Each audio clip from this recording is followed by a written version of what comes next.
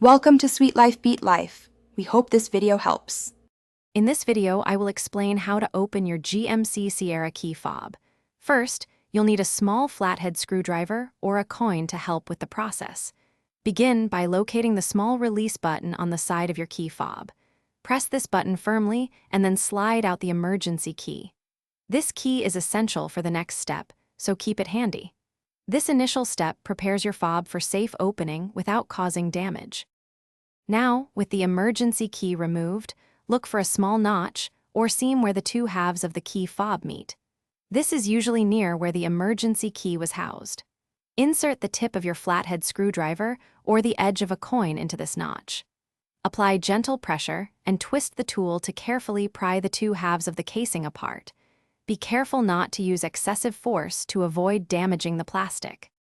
Once the key fob is open, you'll see the small, round battery inside.